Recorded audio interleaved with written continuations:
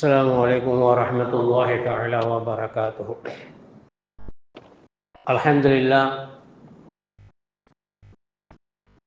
الحمد لله كفى والصلاة والسلام على المصطفى وعلى آله الشرفاء وأصحابه الخلفاء. أما بعد، فقد قال الله تعالى في كلامه القديم وفي الفرقان المجيد: إنه من سليمان وإنه بسم الله الرحمن الرحيم. صدق الله العظيم. கண்ணியத்திற்குரிய பெரும் மரியாதைக்குரிய அல்லாஹ்வின் நல்லடியார்களே, அல்லாஹ் ஜல்ல சுப்ஹானஹு வ தஆலா சிறப்புமிக்க ரமலானுடைய கடைசி ஜும்மாவில், இன்னும் சொல்ல போனால் கடைசி நாளில் அமர செய்துள்ளார். இந்த மாதம் 5 ஜும்மா வந்திருக்கு. இந்த மாதம் 5 ஜும்மா வந்திருக்கு. அல்லாஹ்வுடைய மிகப்பெரிய நியமத் அது. ஏன்டா ஒவ்வொரு ஜும்மாவுடைய இரவுகளிலும் துவா செய்கிறோம். அசருக்கு பின்னால், ஜும்மாவுடைய அசருக்கு பின்னால் ஸலவாத் ஓதுறோம். இதை நீங்கள் ஃபாலோ பண்ணிட்டு வாங்க. ஃபஸ்ட்டு ஒரே ஒரு லுக்குமா, வெள்ளிக்கிழமை அசர் தொழுகைக்கு பின்பு, தெளிவான ஹதீஸ், வெள்ளிக்கிழமை அசர் தொழுகைக்கு பின்பு இருந்த இடத்தில் அமர்ந்து எவர் 80 ஸலவாத்துகளை ஓதுகிறாரோ அவருடைய பாவங்கள் மன்னிக்கப்படும். இன்னொரு ஹதீஸில் கடல் நுரையளவு பாவம் இருந்தாலும் அந்த பாவம் மன்னிக்கப்படும் அப்படின்னு காணப்படுகிறது. இது சின்ன அமல், கிட்டத்தட்ட ஒரு 8 நிமிஷம் அல்லது 10 நிமிஷம் ஆகும். ரமலான் முடிஞ்ச பின்னால் கூட நம்மளை ஏதாவது ஒரு ரமலான் வந்துச்சு, இந்த அமலை நம்ம எடுத்துக்கிட்டோம் அப்படின்னு இருக்கணும் இல்லையா? இந்த ரமலானில் இருந்து இன்ஷா அல்லாஹ் இந்த அமலை பின்பற்றுவோமா? வெள்ளிக்கிழமை அசருக்கு பின்னாடி 80 தடவை உம்மி ஸலவாத், அல்லாஹும்ம ஸல்லி அலா சய்யிதினா முஹம்மதி நபியில் உம்மி வாலி வஸஹ்பி வஸல்லிம். உம்மி ஸலவாத் தெரியலைன்னா ஏதாவது ஒரு ஸலவாத்து 80 கவுண்ட் பண்ணி ஓதுங்க. உங்களுடைய எல்லா பாவங்களும் மன்னிக்கப்படக்கூடிய வாய்ப்பு இருக்குது இன்ஷா அல்லாஹ். இப்போ 1 by 1 நான் இப்போ டயத்தை பேசிட்டு இருக்கேன். இப்போ நம்ம ஜும்மா தொழுதுட்டோம், ஜும்மா தொழுதுட்டு போயிடுறோம், அசர் தொழுகிறோம், அசருக்கு பின்னால் இன்ஷா அல்லாஹ் ஸலவாத் ஓதுறோம், அப்புறம் மாறி பின்னால் நாங்களும் சேர்ந்து இத்திகாஃப் முடிச்சுட்டு போயிடுவோம். அடுத்த வேலை சதகத்துல் ஃபித்ர். அடுத்த வேலை நான் இப்படியே நாளை நைட்டு குறைன்னு சொல்லிடுவேன் இன்ஷா அல்லாஹ். டைம் என்ன அமல் செய்யணும் அப்படின்னு சொல்லிட்டு, அடுத்து இன்னைக்கு நைட்டில், இந்த முடிஞ்ச பின்னால் இன்னைக்கு நைட்டில் நம்முடைய பள்ளியில் 10 மணிக்கு குர்ஆன் மஜ்லிஸ் இருக்குது. குர்ஆன் ஓத தெரிஞ்சவங்க அதில் கலந்துக்கிறங்க. ஒரு 30 பேர் ஆளுக்கு ஒரு ஜுஸை 1 மணி நேரத்தில் ஓதிட்டு இடத்த காலி பண்ணிடலாம். 30 பேர் வர்றதுக்கு ட்ரை பண்ணுவேன். இது நைட்டில் உள்ள அமல். அடுத்து சதகத்துல் ஃபித்ரா. இந்த சதகத்துல் ஃபித்ராவுடைய விஷயத்தில் என்கிட்ட நிறையா பேர் முதல்ல கேட்பாங்க, என்ன இது எல்லா மதமும் ஒன்று தானே, இதுலேயே தராவிகளை தெளிவாக பேசிட்டேன், இருந்தாலும் ஜும்மாவில் பேசணும் இல்லையா? ஜும்மாவுக்கு வர்ற கூட்டம் ஒரு தனி கூட்டம், அதுக்காக அது பேசணுங்கிறதுக்காக நான் திரும்ப ரிப்பீட் பண்ணி பேசுகிறேன். அதாவது ஹனஃபி மதகுல 1.633, 1 கிலோ 633 கிராம் அரிசி அல்லது கோதுமை. நம்ம நாட்டை பொறுத்தவரை, தமிழ்நாட்டை பொறுத்த வரைக்கும் அரிசி, வடக்கு இருந்தால் கோதுமை. வடக்கில் உள்ள முஸ்லீம்கள் கோதுமையை கொடுப்பாங்க. தமிழ்நாட்டை பொறுத்த வரைக்கும் உணவு மிகப்பெரிய உணவாக அரிசி காணப்படுகிறது. நம்ம பள்ளியில் அதற்கான கிரயத்தை போடலை. 1.633 அப்படின்னு பொதுவாக போட்டு வச்சிருக்கிறோம். ஜமாத் உலமாவிலிருந்து 90 ரூபாயில போட்டு அனுப்பியிருக்கிறாங்க. அவங்க எந்த அடிப்படையில் போட்டாங்கன்னு தெரியாது. 90 ரூபாய் டிவைட் பண்ணால் கிலோ 55 ரூபா வருது. 55 ரூபாய்க்கு இப்போ நம்ம அரிசி சாப்பிட்றது இல்லை. மேக்சிமம் எல்லோருமே சிவாஜி அரிசி சாப்பிட்றோம். அதோடைய அடக்கம் 75 ரூபா வருது. அதனால நீங்கள் பாசுமதி அரிசி கொடுப்பீங்களோ, சாப்பிட்ற அரிசி கொடுப்பீங்களோ, என்ன கொடுப்பீங்களோ, 1.633 கனெக்ட் பண்ணி ப்ளஸ் பண்ணி நீங்கள் அந்த அமௌண்ட்டை சதகத்துல் ஃபித்ராவாக கொடுக்கணும். இது மார்க்கத்தில் வாஜிபான அமல், சுன்னத்து இல்லை. நல்லா கவனிங்க, இது சுன்னத்தான அமல் இல்லை. சும்மா சதக்கா கொடுக்குறீங்க, ஜும்மா தொழுது போய் சதக்கா கொடுக்குறீங்க, இதுதான் சுன்னத்து. ஆனால் சதகத்துல் ஃபித்ரா வாஜிபு. ஹனஃபி மதகுல வாஜிபு, ஃபர்லுக்கு அடுத்த கேட்டகரி, அது கண்டிப்பாக செஞ்சே ஆகணும். ஞாபகம் வச்சுக்கோங்க. அப்புறம் ஷாஃபின்னு அப்புறம் சொல்கிறேன், ஏன் டிஃப்ரென்ஸுங்கிற காரணத்தையும் நான் சொல்கிறேன். 1.633க்கு ஹனஃபி மதகை பொறுத்த வரைக்கும் காசாவும் கொடுக்கலாம், பொருளாகவும் கொடுக்கலாம்.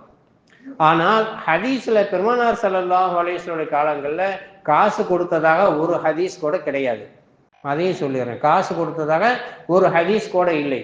நாங்கள் நபியுடைய காலத்தில் 1 சா கோதுமை கொடுத்தோம், 1 சா பாலாடை கொடுத்தோம், 1 சா அரசா உரித்த கோதுமையை கொடுத்தோம், இப்படின்னு தான் வருது. இந்த சாவு கணக்கை கணக்கிடும் பொழுதுதான் 1.633 வருது. சாவுங்கிற அந்த அரபி வார்த்தையை கணக்கு பண்ணும் பொழுது 1,633 வருது. நீங்க என்ன சாப்பிட்றீங்களோ அரிசி உங்க வீட்டில் அந்த அமௌண்ட்டை கணக்கு பண்ணி கொடுத்துடணும். யார் யாருக்கெல்லாம் கொடுக்கணும் அப்படின்னு கேட்டால் அந்த குர்பானியுடைய குழப்பத்தை இங்கே கொண்டு வரக்கூடாது. ஒரு தலைக்கு ஒரு சதகத்துல் ஃபித்ர், ஒரு தலைக்கு நோன்பு வச்சாலும் சரி நோன்பு வைக்காட்டாலும் சரி சதகத்துல் ஃபித்ரா கொடுத்துடணும். வயசான நோன்பு வைக்கல ஃபிதியா கொடுக்குறாங்க, இந்த சதகத்துல் ஃபித்ராவில் அவங்களும் வந்துருவாங்க. இன்னும் சொல்ல போனால் நைட்டுக்கு ஒரு குழந்தை பிறந்தால் உங்க வீட்டில் அந்த குழந்தைக்கும் கொடுக்கணும். சுபு தொழுகைக்கு முன்னால் பிறந்த குழந்தைக்கு கொடுக்கணும். சுபு தொழுதுட்டு ஒரு குழந்தை பிறந்துச்சுன்னா அந்த குழந்தையை கொடுக்க தேவையில்லை. அடுத்ததாக உங்க வீட்டில் நிரந்தரமான ஒரு வேலைக்காரி இருந்தால் அந்த வேலைக்காரர்களுக்கும் வேலைக்காரிகளுக்கும் நீங்க தான் கொடுக்கணும். வந்துட்டு போயிடுற மாதிரி இருந்தாக்கா கொடுக்க தேவையில்லை. இப்போ பாத்திரம் கழுவிட்டு போயிருப்பாங்க, பாத்திரம் கழுவிட்டு போறதுக்காக சமைச்சு வச்சுட்டு போறதுக்காக வர்றாங்கல்ல, அந்த வேலைக்காரிகள் நீங்க கொடுக்கவில்லை, தேவையில்லை. உங்க வீட்டிலேயே தங்கி உங்களோட இருக்கக்கூடிய வேலைக்காரிகளுக்கும் நீங்கள் தான் சதகத்துல் ஃபித்ரா கொடுக்கணும். இந்த 1,633 கணக்கு பண்ணி கொடுத்துடணும். சரியா?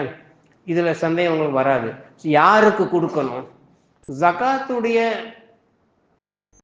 நிர்ணயம் மாதிரி இந்த நபருக்கு தான் கொடுக்கணும்னு சொல்லி சதகத்துல் ஃபித்ராவுக்கு நிர்ணயம் கிடையாது. அது குர்ஆன்ல அல்லாஹ் சொன்னது. சதகத்துல் ஃபித்ரா வாஜிபா அல்லாஹ்வுடைய ரசூல் ஏற்பாடு பண்ணது. இது யாருக்கு கொடுக்கண்டா முஸ்லீம்களுக்கு தான் கொடுக்கணும். இது முஸ்லீம்களுக்கு தான் கொடுக்கணும். காஃபிர்களுக்கு கொடுத்தால் செல்லுபடி ஆகாது. உங்களுக்கு ரொம்ப நெருக்கமான டிரைவராக இருப்பாங்க, வீட்டில் வேலைக்காரியாக இருப்பாங்க, தோஸ்தாக இருப்பாங்க. ஆனால் இந்த காசை காஃபிர்கள் கொடுத்தால் சதக்காவில் தான் போய் சேருமே தவிர சதகத்துல் ஃபித்ராவில் போய் சேராது. இதையும் நீங்கள் விளங்கி வச்சுக்கணும். நீங்கள் ஜும்மாவுக்கு போகக்கூடிய நேரத்தில் பெருநாள் தொழுகைக்கு போகிற நேரத்துக்கு முன்னாடியே கொடுத்துடணும். முன்னாடியே கொடுக்கணும். ஷாஃபி மதவை பொறுத்த வரைக்கும் ஒரு நாள் 2 நாளைக்கு முன்னால் கொடுக்கலாம். ஹனஃபி மதவில் சிறப்பு ஜும்மாவுடைய வெள்ளி அந்த பெருநாள் தொழுகையுடைய சுபுகளை இருந்து பெருநாள் தொழுகைக்கு வரைக்கும் அந்த பிட்வீன் கேப் இருக்கு இல்லையா? இப்போ உதாரணமாக நம்ம பள்ளியில் நாளைக்கு ஜும்மா பெருநாள் தொழுகை 5 இப்போ காலையில் சுபு தொழுகை 5:40க்கு, நாளையிலேருந்து அப்படியே கண்டினியூ 5:40. அந்த தொழுகை முடிச்சதுல இருந்து 5:40க்கு பின்னால் தொழுகை ஜமாத்து முடிஞ்சதுல இருந்து 8:45க்கு கரெக்டாக நடக்கும். 8:15 தக்பீர், 8:45க்கு தொழுகை ஸ்டார்ட் ஆகிடும். யார் வந்தாலும் வராட்டாலும் தொழுகை ஸ்டார்ட் ஆகிடும். அப்போ அந்த 8:45க்கு உள்ள அந்த பிட்வீன் கேப்பில் அந்த சதகத்துல் ஃபித்ராவை நீங்கள் நிறைவேற்றிடணும். வர்ற வழியில் அஸ்ஸலாமு அலைக்கும்னு உங்களுக்கு தெளிவாக சொல்கிறவங்க எல்லா முஸ்லீம்னு கணக்கு போட்டுறாதீங்க. சில காஃபிர்கள் முஸ்லீம்களை விட அழகா சலாம் சொல்லுவோம். பொம்பளை பிள்ளைங்க நல்லா முக்காடு போட்டிருப்பாங்க, சலாம் சொல்லுவாங்க. இன்னும் சொல்ல போனால் புர்கா போட்டுக்கிட்டும் நிற்பாங்க. முஸ்லீம்கள் பார்த்து ஏமாந்து கொடுத்துட வேண்டாம். நீங்க இரவுலேயே சதகத்துல் ஃபித்ராவை யாரு கொடுக்கணும் அப்படிங்கிறன்னு நிர்ணயிச்சுக்கிடுங்க. இப்போ உங்க வீட்டில் 5 பேர் இருக்காங்கன்னு சொல்லி சொன்னா உதாரணமா சொல்றேன், ஒரு 120 ரூபா 130 ரூபாய்னு கொடுக்குறீங்கன்னா 5 பேருக்கு 600 ரூபா 650 ரூபாய யாராவது ஒரு ஆள்கிட்ட தர்த்தீபா கொடுத்துருங்க. 5 ரூபா 10 ரூபாய பிச்சை மாதிரி போடாம 650 ரூபா இந்த மாதிரி ஃபித்ராவுடைய காசு அப்படின்னு சொல்லிட்டு யாருக்காவது கொடுத்துருங்க. நிறைய விதவை பெண்கள் முஸ்லீம் பெண்கள் இருக்கிறாங்க. இன்னும் சொல்ல போனால் உங்கள் சொந்தத்துல கொடுக்கறது ரொம்ப சால சிறந்தது. உங்க சொந்தத்துல யாராவது அப்படிப்பட்ட பெண்கள் இருந்தால், ஆண்கள் இருந்தால், வயசானவங்களுக்கு குடும்பத்துல கொடுப்பது 2 ரெட்டிப்பான சவாபு கிடைக்கும். ஒன்னும் உறவு முறையை சேர்த்த ஒரு சவாபு கிடைக்கும், 2வது சதகத்துல் ஃபித்ராவை நிறைவேற்றிய ஒரு சவாபு கிடைக்கும். அப்படி யாரும் சொந்தத்தில் இல்லை என்று சொன்னா வெளியிருந்து அனுப்பலாம், வெளியிருந்து கொடுக்கலாம். ஊர்ல இருக்கிறாங்கன்னு சொன்னா ஊருக்கு அனுப்பி விடலாம், ஊருக்கு அனுப்பி தலைக்கு எவ்வளவு அப்படிங்கிறதையும் சொல்லியாச்சு. 2வது யாரு கொடுக்கணும் அப்படின்னு சொல்லிட்டேன். 3வது எந்த இடத்துல எந்த நேரத்துல கொடுக்கணும், சிறப்பான நேரம் அந்த 2 தொழுகைக்கும் மத்தியில் உள்ள நேரம் அப்படிங்கிறதையும் சொல்லியாச்சு. சரி, அடுத்து ஷாஃபி மதவுல 2,400 கொடுக்கணும், பொருளாகத்தான் கொடுக்கணும். ஷாஃபி மதவுல பொருளாகத்தான் கொடுக்கணும் 2,400. அது அவங்களுக்கு கிரையும் கொடுக்க ஷாஃபி மதவுல அனுமதி கிடையாது, பொருளாகத்தான் கொடுக்கணும். அதையும் நீங்கள் கவனத்தில் கொள்ள வேண்டும். சரியா சார்? ஒரே மதவு, ஒரே நபி, ஒரே அல்லாஹ், இதுல எப்படி இந்த பிரிவினை வந்துச்சு? இங்க போர்டுல செம்புதாச போனா 2,400 எழுதி போட்டிருக்காங்க, தாயிற்கு 1,633 எழுதி போட்டிருக்கீங்க அப்படி கேள்வி முதியோர்கள் கேட்க மாட்டீங்க, ஆனா இளைஞர்கள் கண்டிப்பா கேட்பீங்க. அதனால அதுக்கு நான் பதில் இப்பவே சொல்லிடுறேன், அதுக்கு இடம் கொடுக்காம. ஸல்லல்லாஹு அலைஹி வஸல்லம் காலத்துல சா அப்படிங்கிற முறை இருந்துச்சு. இந்த சாவு தான் 1,633. சரியா? இதுக்கு பின்னால குலஃபாய ராஷிதங்களுக்கு பின்னால முஆவியா ரலியல்லாஹு தஆலா அன்ஹு அலியை வென்று முஆவியா ரலியல்லாஹு தஆலா கை ஓங்கிய பொழுது மக்கா மதினா முஆவியா ரலியல்லாஹு தஆலா கைக்குள்ள வந்துருச்சு. அப்போ முஆவியா ரலியல்லாஹு அன்ஹு ஜும்மாவில் பகிரங்கமா டிக்ளேர் பண்ணாங்க, முத்து என்ற அளவின் பிரகாரம் நீங்க சதகத்துல் ஃபித்ராவை கொடுங்க அப்படின்னாங்க. முத்து அப்படின்னு சொல்லி அவங்களுக்கு தெரியும், இப்படி கையால் அள்ளி போடுறது. நிறையா அளவுகள் இன்னும் களஞ்சியம்னு ஒரு அளவு இருக்குது இல்லையா, கேரட்னு ஒரு அளவு இருக்குது, வீசைன்னு ஒரு அளவு இருக்குது, நிறைய மறக்கடிக்கப்பட்ட அளவுகள் அவுன்ஸுன்ற ஒரு அளவு இருக்குது. அது மாதிரி முத்துங்கிறது இப்படி கையால் அள்ளி போடுறதுக்கு பேர் முத்து. அந்த அளவின் பிரகாரம் 2,400 அவங்க எடுத்துக்கிறாங்க. அவங்களுக்கு ஒரு ஆதாரம் இருக்குது, 2,400. அந்த அடிப்படையில் நீங்கள் எந்த மதபின் பிரகாரம் கொடுத்தாலும் பிரச்சனை கிடையாது. 2,400 கொடுத்தாலும் சரி, 1,633 கொடுத்தாலும் சரி, ஆனால் அதை கொடுத்து நிறைவேற்றிடணும். அந்த சதகத்துல் ஃபித்ராவை நிறைவேற்றணும். திரும்பவும் சொல்றேன், வயசான குமர் பிள்ளைங்க வீட்டில் இருந்தால் அந்த பிள்ளைங்களுக்கும் அத்தா தான் கொடுக்கணும். கட்டி கொடுத்துட்டீங்கன்னா மாப்பிள்ளை பார்த்துக்குருவாப்புல. வயசான குமர் இருந்தால் குமருக்கும் அத்தா தான் கொடுக்கணும், பொண்டாட்டிக்கும் அத்தா தான் கொடுக்கணும், வேலைக்காரிக்கும் அத்தா தான் கொடுக்கணும், பச்சை குழந்தைகளுக்கும் நல்லா தான் அத்தா தான் கொடுக்கணும். அதே நேரம் குழந்தை சுபுவுக்கு முன்னால் ஒரு குழந்தை பிறந்தால் அந்த குழந்தைக்கும் கொடுக்கணும். இந்த சதகத்துல் ஃபித்ராங்கிறது வாஜிப் என்ற அந்தஸ்தில் இருக்குது. அப்படிங்கிற கவனத்தில் வச்சுக்கிறோங்க. கண்டிப்பாக கொடுத்து தான் ஆகணும். 5-10 பிரிக்காம மொத்தமாக கொடுக்குறீங்க. இன்னும் 4-5 பேர் அண்ணன் தம்பிங்க இருந்தீங்கன்னா அந்த 4-5 பேருடைய குடும்பத்தையும் சேர்த்து 2,000 ரூபா 3,000 ரூபா ஒரு ஆள்கிட்ட கொடுத்தாலும் அது அவங்களுக்கு மிகப்பெரிய பிரயோஜனமாகப்படும் என்பதை கவனத்தில் வைத்துக் கொள்ளணும். சரியா? இந்த சதகத்துல் ஃபித்ராவோட சந்தேகம் இருந்தால் தெளிவாயிட்டு போங்க. இது செய்ய வேண்டிய அமல். அடுத்ததாக சதகத்துல் ஃபித்ரா முடிஞ்ச பின்னால பெருநாள் தொழுகை. பெருநாள் தொழுகைக்கு பின்னால் அசத்து மோதினாருக்கு நான் கை கொடுக்கும்போது நான் 300 ரூபா வச்சு கொடுத்தேன், 500 ரூபா வச்சு கொடுத்தீங்கன்னா சதகத்துல் ஃபித்ராவில் கண்டிப்பாக சேராது. நல்லா ஞாபகம் வச்சுக்கோங்க. அது சதக்காவாக தான் போகும். தொழுகைக்கு முன்னால் நீங்கள் கொடுக்குற உரைக்கும் தான் சதகத்துல் ஃபித்ரா. பின்னால் யாருக்காவது ஏதாவது கொடுத்தீங்க, பெருநாள் காசு கொடுத்தீங்கன்னா அது சதகத்துல்லா ஆகாது. அப்படிங்கிறதையும் நான் நினைவுபடுத்திக் கொள்கிறேன். அடுத்து பெருநாள் தொழுகை. இந்த பெருநாள் தொழுகையை பொறுத்த வரைக்கும் 2 ரக்காத்துகள் ஒவ்வொரு பள்ளியிலையும் சொல்கிறோம். திரும்ப திரும்ப இந்த கருத்தை நான் சொல்லிட்டு தான் இருக்கிறேன். பொதுவாகவே நான் 2 ரக்காத்தை ஈதுல் ஃபித்ருடைய தொழுகையை தொழுகிறேன் அப்படின்னு சொல்லி நியத்து பண்ணா போதும். அது வாஜிபான தொழுகை, சுன்னத்தான தொழுகைங்கிறத நீங்கள் குறிப்பிட வேணாம். அப்படியே காலங்காலமா பழகிட்டீங்க. இங்க தொழுகும் போது வாஜிபான தொழுகை தக்பீர் கட்டுவீங்க, செம்புதாசுல மாமூர்ல போய் தொழுகும் போது சுன்னத்தான தொழுகை தக்பீர் கட்டுவீங்க. அது தேவையே கிடையாது. எந்த தொழுகையில ஃபர்து, நஃபிலு, சுன்னத்து, வாஜிபு எல்லாம் இருக்கோ அதுலதான் லோஹருடைய முன் சுன்ன தொழுகிறேன், பின் சுன்ன தொழுகிறேன், வித்திர தொழுகிறேன்னு சொல்லணுமே தவிர இருக்கிறது ஒரே ஒரு தொழுகை தான். இன்னும் சொல்ல போனா ஜும்மாவுக்காவது லொஹர தொழுதுக்கலாம். பெருநாள் தொழுகை மிஸ் ஆனாக்கா தொழுக முடியாது. பெருநாள் தொழுகை மிஸ் ஆனா பகரமா எந்த அளவுக்கு இமாம்கள் இதை சொல்றாங்கண்டா, நீங்க இப்ப ஒளி செஞ்சுட்டு வர்றதுக்கெல்லாம் ஜமாத்து போயிடுண்டா டைமத்தை பண்ணிட்டு உள்ள ஓடி வந்துடணும். பைப்புல நல்லா தண்ணி வரும், பைப்புல நல்லா தண்ணி வரும். நீங்க வரும்போது இமாம் அத்தையாத்துல உட்கார்ந்துருக்காரு, இன்னும் 2 நிமிஷத்துல சலாம் கொடுத்துருவாரு அப்படின்ட்டா நீங்க என்ன செய்யலாம், டக்கு நான் வரும்போது ஒரு சோர்ல 2 அடி அடிச்சு முகத்தை ஒரு தடவு, கையை ஒரு தடவை தடவி இமாமத்துல சேர்ந்துடுறோம். பெருநாள் தொழுகைக்கு மட்டும், ஜும்மாவுக்கு இந்த அனுமதி கிடையாது. ஏண்டா ஜும்மாவுக்கு அது பகரமா லொஹருங்கிறது இருக்கிறதுனால அது அனுமதி கிடையாது. பெருநாள் தொழுகை அந்த அளவுக்கு இமாமத் கிடைக்கணுமேங்கிறதுக்கு அதனால லேட்டாகாம 8:45 வர பாருங்க. சரியா? அடுத்து ஒரு சின்ன ரிக்வஸ்ட் இப்பவே சொல்லிடுறேன்.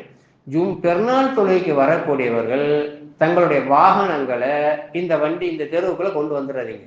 உங்களுடைய வாகனங்களை தயவு செய்து எல்லா குடிசையும் எடுத்தாச்சு மெயின் ரோட்லயே அந்த ரோட்லயே விட்டுட்டு எங்கேயாவது விட்டு நடந்து வாங்க. பக்கத்து வீட்டுக்காரங்களோட சண்டை போட முடியலை. அதனால பெருநாள் தொழுகைக்கு வரும்போது தயவு செய்து வாடகை வண்டியை மெயின் ரோட்ல விட்டு வந்துடுங்க. இப்ப தொழுகைக்கு வந்துட்டீங்க. தொழுகைக்கு வரும் பொழுது தக்பீர் சொல்லிட்டு வாங்க. தொழுதுட்டு போகும்போது தக்பீர் கிடையாது. விழாவாரியா நான் சொல்லிடுறேன். தொழுகைக்கு வரும்போது தக்பீர் சொல்லிட்டு வாங்க, தொழுகைக்கு போகும்போது தக்பீர் கிடையாது. வரும்போது ஒரு வழியில வந்தால் போகும்போது ஒரு வழியில போயிடுங்க. போகும்போது ஒரு வழியில போயிடுங்க. சரியா? இப்ப இந்த பெருநாள் தொழுகை முடிச்சிட்டீங்க. பெருநாள் தொழுகையில எந்த சந்தேகமும் கிடையாது. அடுத்து சாப்பிடுவீங்க. சாப்பிட்டு முடிச்சுட்ட பின்னால ஒரு ப்ரோக்ராம் இருக்கு. பொதுவா பீச்சுக்கு அதுக்கு இதுக்குன்னு போவீங்க. அப்படிதான் பழகி வச்சிருக்கிறாங்க இப்ப சமீப காலமாக. ஆனால் ஒரு 10-20 வருஷத்துக்கு முன்னால இந்த பழக்கம் இல்லை. உறவு முறையை போய் பார்ப்பாங்க, சொந்த பந்தத்தை போய் பார்ப்பாங்க. ஞாபகம் இருக்கா? பெரியவங்களுக்கு தெரியாது. நல்லா சொந்த பந்தத்தை நம்ம இன்னைக்கு அப்படியே அசால்ட்டா ஒதுக்கிட்டு இருக்கோம். பெருமானார் ஸல்லல்லாஹு அலைஹி வஸல்லம் சொல்றாங்க, எவர் சொந்த பந்தத்தோடு சேர்ந்து வாழ்ந்தாரோ அவரோடு அல்லாஹ் சேர்ந்து வாழ்கிறான். எவர் சொந்த பந்தத்தை முறித்து வாழ்கிறாரோ அவரை அல்லாஹ் முறித்து வாழ்கிறான். இதுக்கு மேல ஒரு ஹதீஸே தேவையில்லை. அறிவிக்கக்கூடிய ஆயிஷா சித்திகா ரலியல்லாஹு தஆலா அன்ஹா. அபூ ஹுரைரா ரலியல்லாஹு அன்ஹு அறிவிக்கிறாங்க, பெருமானார் ஸல்லல்லாஹு அலைஹி வஸல்லம் அவர்கள் சொந்த பந்தத்தை பத்தி எப்படி சொன்னாங்கன்னா, நானும் சொந்த பந்தத்தோட சேர்ந்து வாழ்பவரும் இப்படி இருப்போம், நடுவிரலையும் ஆள்காட்டி விரலையும் சேர்த்து சொன்னாங்க. ஆனா இன்னைக்கு சில குடும்பங்கள்ல மனைவியுடைய ஆதிக்கம் அதிகமாச்சுண்டா அத்தாவுடைய அக்கா தங்கச்சிகளையே பிள்ளைங்களுக்கு இது மாமின்னு சொல்லி காட்டி கொடுக்கறது கிடையாது. அந்த பையன் அப்படி போயிடுவானோ அப்படின்னு சொல்லிட்டு இருக்கா இல்லையா? அத்தா அம்மாட்ட பேசாத குடும்பங்கள் இருக்கிறாங்க. அருமையான சகோதரர்களே, சொந்த பந்தத்தை சேர்ந்து வாழ்வது என்பது இந்த பெருநாளைக்கு ஒரு நாளைக்கு அப்படி வீட்டுல போய் பீச்சுக்கு போறதுக்கு பதிலாக நன்னாடா, இது நன்னிடா, இது மாமிடா, இது மாமாடா அப்படிங்கிற ஒரு அறிமுகத்தை பிள்ளைங்களுக்கு வரக்கூடிய பிள்ளைங்களுக்கு அறிமுகை கொடுத்தால் நம்முடைய காலத்துக்கு பின்னாலேயும் கூட அந்த பிள்ளைங்க இதனுடைய மாமி, இதனுடைய நன்னா, இதனுடைய நன்னி அப்படி இனபந்தங்களோடு சேர்ந்து வாழக்கூடிய வாய்ப்புகள் கிடைக்கும். பெருமானார் அனஸ் ரலியல்லாஹு அன்ஹு அறிவிக்கிறாங்க, ரசூலுல்லாஹி ஸல்லல்லாஹு அலைஹி வஸல்லம் அவர்கள் ஒரு இடத்துல நின்றுட்டு இருந்தாங்க. அந்த இடத்துல இந்த ஓரம் தைக்கப்படாத ஒரு போர்வை நபியுடைய கழுத்துல இருந்துச்சு. நபியுடைய கழுத்துல ஓரம் ஊட்டப்படாத ஒரு போர்வை இருந்துச்சு. ஒரு காட்டரபி வேகமா வந்தார். காட்டரபியே தெரியுமில்ல, சும்மா ஒரு நாலேஜ் இல்லாத ஆளு வந்தார். பெருமானார் ஸல்லல்லாஹு அலைஹி வஸல்லம் அந்த போர்வையை பிடிச்சி இழுத்துக்கிட்டு, முகமதே எனக்கு ஏதாவது தர்மம் கொடு அப்படின்றார். ஸல்லல்லாஹு அலைஹி வஸல்லம் அது அனஸ் ரலியல்லாஹு சொல்றாங்க, நானும் தான் பக்கத்தில் நிற்கிறேன், சில தோழர்கள் நின்றோம். இன்னொரு தோழர் மீது நபி சாயக்கூடிய அளவிற்கு, விழக்கூடிய அளவிற்கு அவருடைய இழுவை இருந்தது. கழுத்துல, நபியுடைய கழுத்துல அந்த கோடுகள் உருவாயிடுச்சு. நபியுடைய கழுத்துல கோடுகள் உருவாயிடுச்சு. அப்போ பெருமானார் ஸல்லல்லாஹு அலைஹி வஸல்லம் தோழரை பார்த்து சிரிச்சுக்கிட்டே சொன்னாங்க, அவருக்கு ஏதாவது கொடுத்து அனுப்புங்க, அவர் தண்டிக்காதீங்க அப்படின்ட்டாங்க. இந்த ஹதீஸ் அனஸ் ரலியல்லாஹு இந்த பாபுல கொண்டு வராங்க. இந்த உறவு முறையோட சேர்ந்து வாழக்கூடிய பார்ப்புல கொண்டு வந்து, இப்ப நம்ம மெயின் எப்படி இருக்கு, நீ எனக்கு நல்லது செஞ்சா நான் உனக்கு நல்லது செய்வேன், நீ எனக்கு கெடுதி செஞ்சா நான் உனக்கு கெடுதி செய்வேன் அப்படிங்கிற மென்டாலிட்டி தான் போறோம். இதை கொஞ்சம் மாத்தி, நீ எனக்கு நல்லது செஞ்சா நான் நல்லது செய்வேன், நீ கெடுதி செஞ்சாலும் உனக்கு நல்லது செய்வேன் அப்படிங்கிற மென்டாலிட்டிக்குள்ள பெருநாளைக்கு வரணும்.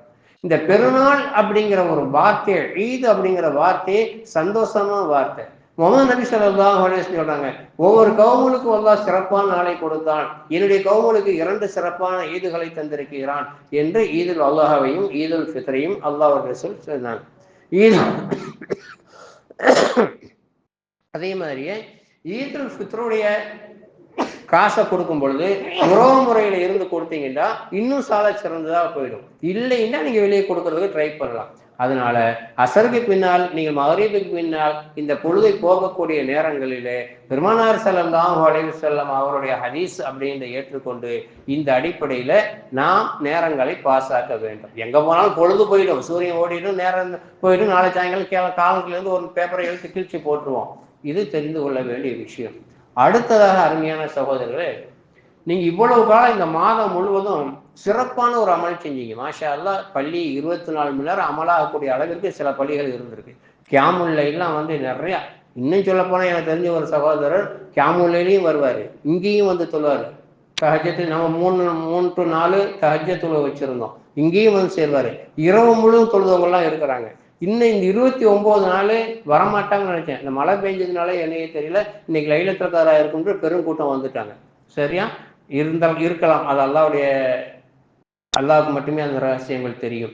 அதனால இப்ப நீங்க செஞ்ச அமல்கள் எல்லாம் பரிபூரணமா ஆயிடுச்சு. அல்ஹம்துலில்லாஹ். அல்லாஹ் உங்களுடைய அமல்களை ஏற்றுக்கொள்வானாக. இந்த மஜ்லிஸில் ஒன்று சேர்த்து ஜன்னத்துல் ஃபிர்தௌஸ் ஒன்று சேர்த்து அருள் புரிவானாக. அடுத்து ஒவ்வொரு இமாம்களும் சொல்ல வேண்டிய ஒன்றுதான் 6 நோன்பு. எல்லாத்தையும் நான் டைமிங்காக பேசுகிறேன். இப்போ அசருக்கு பின்னால் செலவாத்து ஓதணும், நைட்டு குரான் மஜ்லிஸில் கலந்துக்கணும், அடுத்து ஈதுல் ஃபித்ரை கொடுக்கணும், அடுத்து உறவு முறைக்கு சாயங்காலம் போகணும் அப்படிங்கிற வரைக்கும் சொல்லிட்டேன். அடுத்து முடிஞ்ச உடனே ஒரு நாளை விட்டுட்டு மறுநாள் 6 நோம்புன்னு ஒன்று இருக்கு மார்க்கத்தில். ஸல்லல்லாஹு அலைஹி வஸல்லம் சொல்றாங்க, யார் ரமதான் மாசத்தை தொடர்ந்து ஷஅபான் மாசத்தினுடைய தொடர்படியாக 6 நாட்கள் வைக்கிறார்களோ அவர்கள் 1 வருடம் நோன்பு வைத்ததுடைய நன்மையை பெற்றுக்கொள்வார்கள்.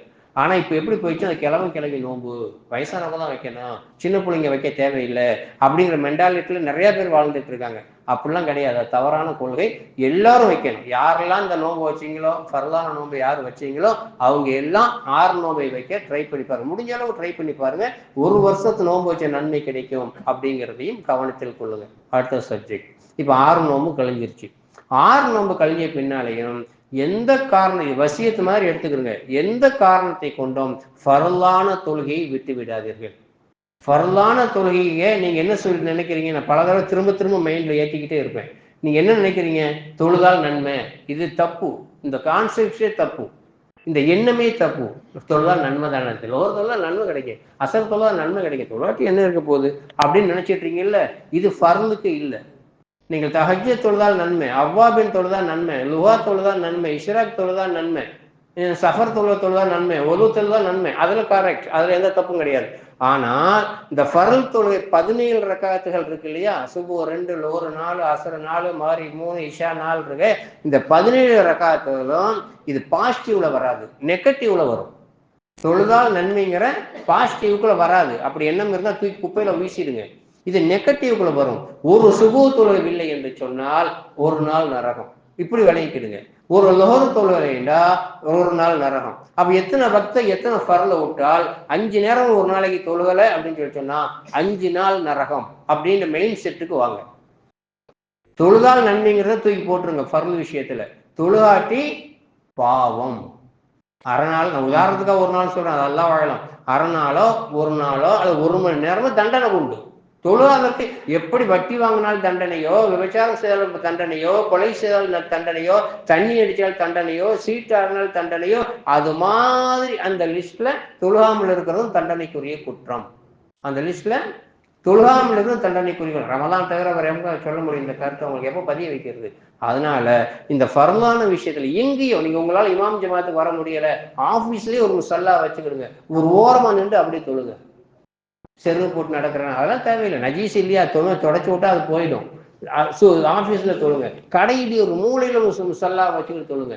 எங்க போறீங்களோ சும்மா 2 ரகா தொழுதுக்கு எவ்வளவு நேரம் ஆகும்? 4 ரகா தொழுதுக்கு எவ்வளவு நேரம்? நீங்க என்ன பக்ரா சூறாவும் நிசா சூறாவும் ஓத போறீங்க, ஆல இம்ரான் ஓத போறீங்க? ஓத போறது குல்லல்லா சூறா, குல்லல் ஃபலாக், குல்லல் நாஸ், இன்ன ஆத்தினா ஓத போறீங்க. கூட கூட ஆனா எவ்வளவு நேரம் ஆகும்? 2 நிமிஷம். படைச்சவனுக்கா ஒரு 2 நிமிஷத்துக்கும் நம்ம செலவழிக்க கூடாதா? நல்ல யோசனை பண்ணி பாருங்க. பேரை வச்சு அல்லாஹ் உங்களை சொர்க்கத்துக்கு அனுப்புவாங்கலாம் கற்பனை எல்லாம் பண்ணி பார்க்காதீங்க. ஷம்சுத்தீன் அப்படிங்கிற பேர் இருந்துச்சுன்னு சொல்லிட்டீங்கன்னா கதிரவன் தான் அர்த்தம். கதிரவன் தான் அர்த்தம். கதிரவனுக்கு ஷம்சுத்தீனுக்கு லாங்குவேஜ் ப்ராப்ளம் தான். அழகன் ஜமால் 2 ஒண்ணுதான். ஜமால்டா முஸ்லீம், அழகன்டா ஹிந்து அப்படின்னா நினைச்சுக்கிற முடியாது. லாங்குவேஜ் அது ஒரு அரபியில வச்சிருக்கு, தமிழ்ல வச்சிருக்கு, அவ்வளவுதான் வித்தியாசம். அதனால நம்ம பேரும் முஸ்லீம்களா இருக்கு, முஸ்லீம்கள்லாம் சொர்க்கத்துக்கு போவாங்கன்னு கற்பனை எல்லாம் பண்ணி பார்க்காதீங்க. அமல்களை தான் பார்ப்போம். முதல்ல தொழுகையை பத்தி தான் கேட்பான். அப்புறம் தான் பொண்டாட்டிக்கு எப்படி செலவழிச்ச, எப்படி பண்ண, எப்படி ஓதுன, குரான் ஓத தெரியுமா, குரான் ஓத தெரியாதா, 2வது தான் மற்ற புஸ்லாம். சல்லல்லாஹு சொல்றாங்க, முதல் கேள்வி தொழுகையை பத்தி கேட்பான். விதா சலுக சலுக குள்ளு, விதா ஃபஸ்த ஃபஸ்த குள்ளு. அந்த கேள்விக்கு அழகான முறையில் நான் தொழுதேன்னு சொல்லிட்டான்டா எல்லாம் சரியாயிடும். அது தொழுகைன்னு ஃபசாதானா, பின் வரக்கூடிய எல்லா கேள்விகளும் அவன் நிலைமை ஃபசாதாயிடும் அப்படிங்கிறாங்க. ஒரு இமாமா இருந்து சொல்ல வேண்டிய அந்த எல்லா கருத்துக்களையும் சொல்லிட்டு, எடுத்துக்கொள்வதும் எடுத்துக்கொள்ளாததும் உங்களுடைய இஷ்டம். ஆனால் 99% எடுத்துக்கொள்வதில் நம்புகிறேன். அல்லாஹ் ஜல்ல சுப்ஹானஹு வ தஆலா உங்களுடைய எல்லா அமல்களையும் ஏற்றுக்கொள்வதோடு நம் அனைவரையும் மௌத்து வரைக்கும் ஃபர்லான தொழுகை இதர தொழுகைகளையும் இஸ்ராயலை சந்திக்கிற வரைக்கும் நின்று தொழுகக்கூடிய தௌஃபீக்கையும் நசீபை நம் அனைவர்களும் தந்தல் புரிவானாக. வாஹிர் தஅவானா அல்ஹம்துலில்லாஹி ரப்பில் ஆலமீன். அஸ்ஸலாமு அலைக்கும்.